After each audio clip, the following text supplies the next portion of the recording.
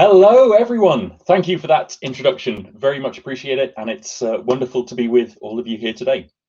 I'm Rob Ousbey from Moz. Real quick, I was going to share my screen here and say that my gift to you for coming to the session today is this link, mz.cm/SEO-evolution. This won't just get you a free month of Moz Pro, but everybody who signs up this month can get a free walkthrough with an SEO expert to help you get started. I'll put this link up again at the end of the session, but if you're interested in SEO or using a tool suite to help you, then Moz might be the tool set that can help. Also, if you want to learn more about SEO, come join me on Twitter. I'm Rob Ousbey, and it would be wonderful to chat to you over there. But one reason I put my bio up here is because I've not been at Moz for all that long. I just started about a year ago. Before that, I was at Distilled, which is an international digital marketing agency, and I ran the Seattle office there for over a decade. I mention that because I want to share with you today examples of what I discovered when I was doing my client work. I want to share the research that my team members did when we were in your shoes. So I wanted to kick off with an experience that stuck in my mind. Like I say, I've been doing this professionally for about 12 or 13 years. And back when I started, SEO was certainly more straightforward, if not just easier. People like my friend Rand Fishkin, the founder of Moz, used to do correlation studies that would discover what factors seem to correlate with rankings, and we publish these kind of reports. This was the top ranking factors for 2005. And back then, they were broadly split between factors that assessed whether a page was relevant for a particular term and those that asked whether a site was authoritative. A lot of that relevance came from the use of keywords on a page, and the authority was judged by the number of links to the site. So we would help companies by doing good SEO. We'd put keywords on a page and build a bunch of links. And I want to tell you a story about one of our clients. This is from just a couple of years ago, but it definitely stuck in my head. We were doing a lot of content creation for this client. We created some really informative pages and some really fun pages that would go viral and take over the internet. And all of this earned them a lot of links. And this was the result of our efforts, a consistent, steady growth in the number of domains linking to their site. We had an incredible impact for them. And here's the graph of how many keywords they had when they ranked on the first page. This is fantastic. They ranked for a lot of keywords. And finally, here's the graph of organic traffic to the site. Amazing. But if you look a little closer, you notice something that is a bit troubling. We never stopped acquiring links. In fact, a lot of the content we produced is so evergreen that even content built 2 or 3 years ago is still gathering new links every single week. But the number of keywords we have ranking in the top 10 went up, and then stopped growing. And unsurprisingly, the same trend is there in organic search traffic as well. What appears to have happened here is that we got strong enough to get on the front page of these keywords, to be a player in the industry. But after that, just building more links to the site didn't help it rank for more keywords and didn't help it get any more search traffic. It seems like all the SEO fundamentals that we've learned about, keywords and links and technical SEO, still apply, and they're still necessary to help you become a player in a particular industry. But after that, there are other factors that you need to focus on. Now, this evolution of SEO into new factors has been an accelerating process. My colleague at Moz, Dr. Pete Myers, has been tracking and collecting a lot of data about this. Last year, Google made close to 4,000 improvements to their results, and that's a result of running something like 45,000 different experiments. Pete has also been tracking how much the search results change every day. Blue is really stable results, orange is a lot of changes. And so if you felt like your rankings for your site are getting more volatile than ever, you're not wrong. When we hit 2017, we saw more changes to the results every day than we ever had before. Now, the way that Google's algorithms used to be updated was by a bunch of people in a room making decisions. In fact, it was this bunch of people in this room. They decided what factors to dial up or down to create the best results. But what does this mean? What does it mean to make the best results? Well, we should think about what Google's real goal is. They want to be your portal to the internet. They want your web experience to begin with a Google search. And you'll continue to do that if they make you satisfied with the results you see and the pages you click on. If they send you to the perfect web page for your query, That's a satisfying experience that reflects well on Google. If they send you to a page that's a bad experience, that reflects poorly on them. So it's interesting to ask, how would Google avoid doing that? What would be a bad user experience? Well, there's some obvious things, like if you arrive on a page that installs malware or a virus on your computer, or you arrive at a product page where everything is out of stock, or you go to a website that's really slow or full of adverts. These are the pages Google does not want to include in their results. And they've always been good at measuring these things pretty directly. More than 10 years ago, they were testing how fast sites are and then using that to inform their rankings. If they spot malware or viruses on a site, they'll temporarily remove it from search results. But they also tried more opinion-based measures. For a while, they were running surveys to ask people, are you satisfied with these results? This was how they knew if their algorithm was working, to give people what they wanted, to give them a good experience.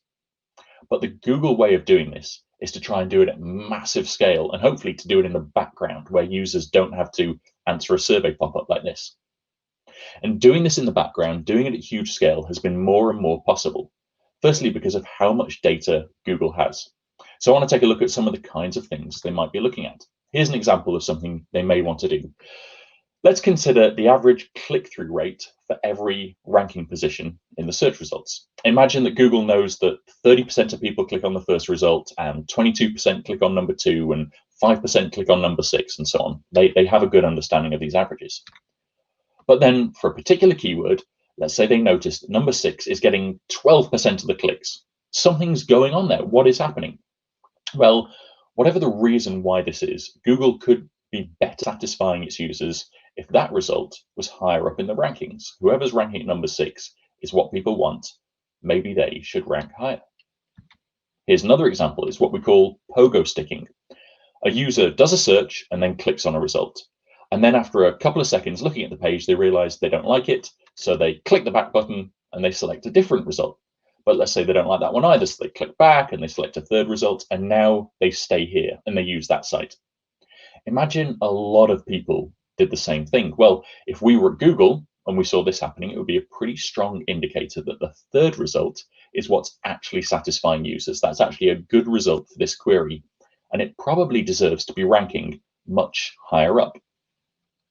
There's even an extension of this where users pogo stick around the SERPs and then they decide they can't find anything to do with what they wanted. So they refine their search. They try typing something else and then they find what they want on a different query. If too many people are not satisfied by any of the results on the first page, it's probably a sign to make a pretty serious change to that SERP or to nudge people to do this other query instead. And doing this kind of huge analysis at a massive scale is something that was made much easier with the advent of machine learning. Now, for a long time, the folks in charge of the search results at Google were very reluctant to incorporate any machine learning into their work. It was something they did not want to do. But then Google appointed a new head of search, and they chose someone who'd spent their career at Google promoting machine learning and its opportunities. So now they've moved towards doing that. In fact, Wired magazine described Google as remaking themselves as a machine learning first company. So this is where I want to move from my conjecture about what they could do into giving some examples and evidence of all of this for you. And I want to talk about two particular modern ranking factors that we have evidence for, and that if you're doing SEO or digital marketing or working on a website, you can start considering today. Firstly, I talked about the way that users interact with the results. What are they clicking on? How are they engaging with the pages they find? So let's dive into that. A lot of this research comes from my former colleague, Tom. We worked at Distilled together, but he's also a Moz associate, and a lot of this has been published on the Moz blog. Let's imagine you start on Google. You type in your query, and here's the results. Here's page 1 of results. Here's page 2 of results. I'm not going to worry much about what happens after that because no one tends to click through further than page 2. Now let's think about how much data Google has about the way people interact with those search results. On the front page, they see lots going on. There's lots of clicks. They can see patterns. They can see trends. They can see what people spend time on or what they pogo stick back from. On the second page and beyond, there's very little user engagement happening. No one's going there, so there's not many clicks and not much data that Google can use. So when we look at what factors seem to correlate with rankings, here's what we see. On page 2, there is some correlation between the number of links a site has and where it ranks. That's kind of what we expect. That's what SEOs have been preaching for the last decade or more. But when we get to the bottom of page 1, there's a weaker correlation with links. And at the top of page 1, there's almost no correlation between the number of links you have and the position you rank in. Now, we do see that the folks on page 1 have more links than the sites on page 2. You do need the SEO basics to get you ranking on the first page in the first place. We talk about this as the consideration set. Google will consider you for the first page of results if you have good enough SEO and if you have enough links. But what we can take away from this is that when all that user data exists, when Google know where you're clicking, how people are engaging with sites, they will use those user metrics as a ranking factor. And then in situations where there isn't much user data, the rankings might be more determined by link metrics. And that's why deeper in the results, we see links being a more highly correlated factor. In a similar way, we can look at the whole keyword space, from the very popular head terms in green to the long tail terms in red that are very rarely searched for. Head terms have a lot of people searching for them, so Google has a lot of user data to make an assessment about where people are clicking. For long tail terms, they might only get a couple of searches every month. They just don't have that much data. And again, what we see is that for the popular competitive terms where there's lots of searching happening, Google seems to be giving better rankings to sites with better engagement. For long tail terms where they don't have that data, the rankings are more based on link strength. And there have been plenty of studies that bear this out. Larry Kim found a relationship between higher click-through rates and better rankings. Brian Dean found a relationship between more engagement with a page and better rankings. And Searchmetrics found that time on site correlated with rankings better than any on-page factor. And even though Google keeps a tight lid on this, they won't admit to exactly what they're doing and they don't describe their algorithms in detail, there are occasionally insights that we get to see. A couple of years ago, journalists from CNBC had the chance to sit in on a Google meeting where they were discussing changes to the algorithm. One interesting part of this article was when Googlers talked about the things they were optimizing for when they were designing a new feature on the results page. They were looking at this new type of result they'd added and they were testing how many people clicked on it, but then bounced back to the results, which they considered a bad sign. So this idea of pogo sticking came up once again. If that was something that they were monitoring in the SERPs, we should be able to see examples of it. We should be able to see that sites where people pogo stick don't do so well in SEO, which is why I'm always interested when I find a page that has, for whatever reason, it has a bad experience. So here's a site that lists movie trivia for any movie you might be interested in. It's so full of ads and pop-ups that you can barely see any of the content on the page. It's completely overrun with adverts. So if my hypothesis was correct, we'd see this site losing search visibility. And in fact, that's exactly what happened to them. Since their peak in 2014, the search visibility for this site has gone down and down and down. Here's another example. This is a weird search. It's for a particular chemical that you buy if you are making face creams and lotions and that kind of thing. So let's have a look at some of the results here. I think this first result is the manufacturer's page with information about the chemical. The second is an industrial chemical research site. It has all the data sheets, all the safety sheets on it. The third is a site where you can buy the chemical itself. And then here's another result from a marketplace site. I've blurred out their name because I don't want to be unfair to them. But when you click through on the result, this is what you get. An immediate blocker. It's asking you to either log in or register. And there's no way I want to complete this form. I'm going to hit the back button right away. Google had listed 9 other pages that I'm going to look at before I even consider handing over all my data and creating an account here. Now, if my theory is right, as soon as I put this registration wall up, visitors would have started bouncing, Google would have noticed, and their search visibility would have suffered. And that's exactly what we see. This was a fast-growing startup, getting lots of press coverage, earning lots of links, but their search traffic responded very poorly and very quickly once that registration wall was in place. The bottom graph is their organic traffic, and it just drops precipitously. Here's my final example of this, Forbes. It's a 100-year-old publishing brand. They've been online for over 20 years. And when you land on a page, this is the kind of thing you see for an article. Now, I don't begrudge advertising on the page. They need to make some money. and there's only one banner ad here. I was actually pleasantly surprised by that. But I'm baffled by their decision to include a video documentary in the corner about a totally different topic. Like, I came to read this article and you gave me this unrelated video. But then suddenly this slides into view to make absolutely sure that I didn't miss the other ad that it had in the sidebar. And then the video that I didn't want anyway about an unrelated topic starts playing a pre-roll ad. Meanwhile, their browser alert thing pops up. And then the video about the unrelated topic that I didn't want in the first place starts playing. So I'm trying to read and I scroll away from all this clutter on the page.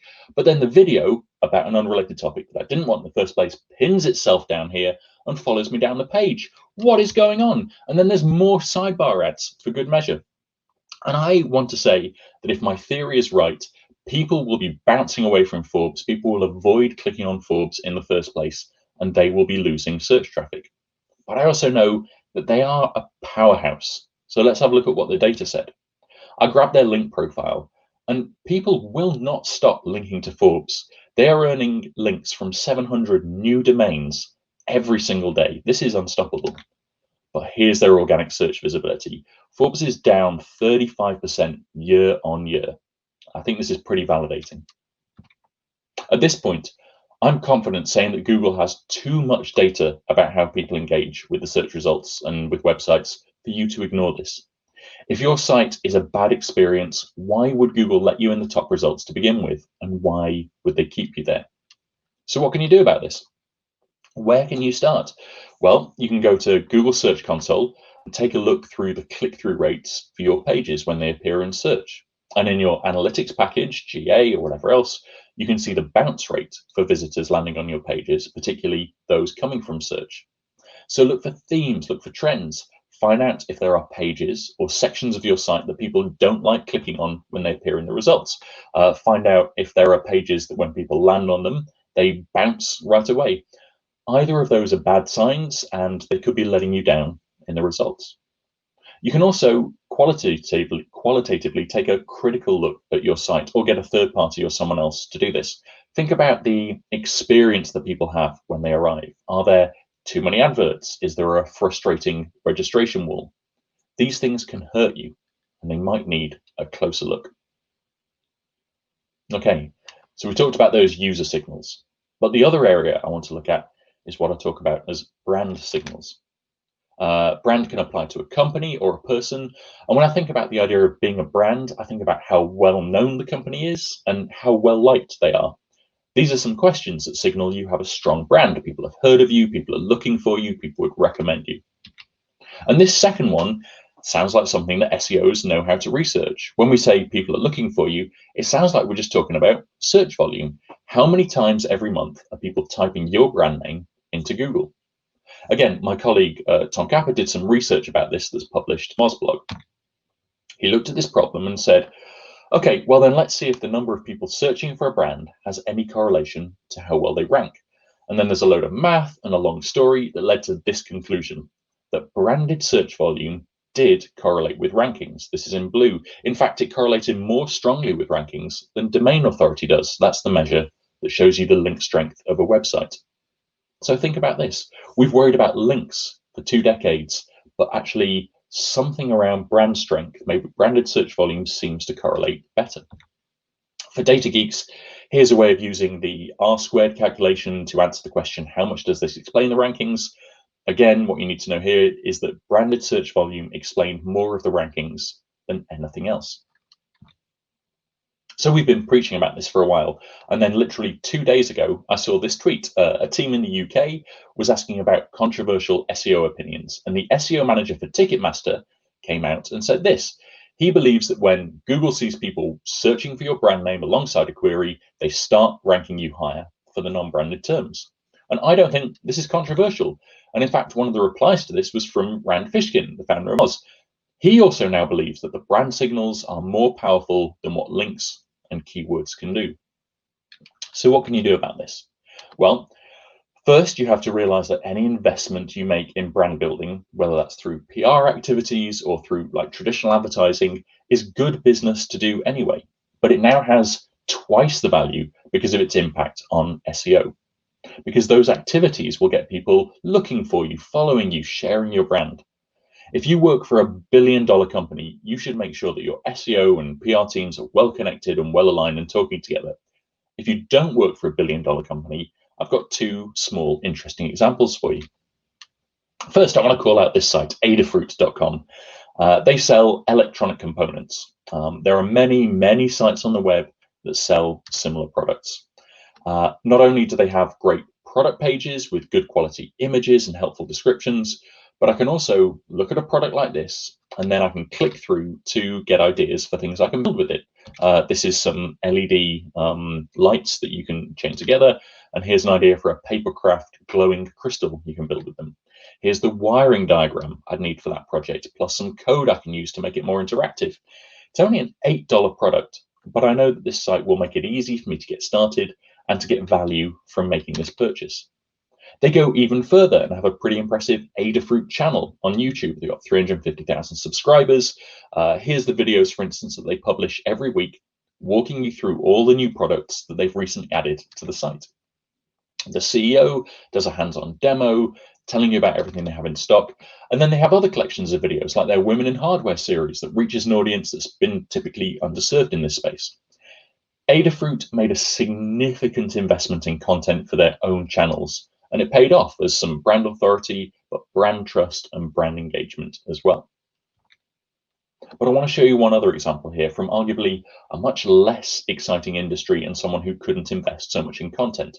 This is Investor Junkie, a site that does reviews of financial services and products. And when I was working at the agency, we worked with this site and specifically with its founder, Larry.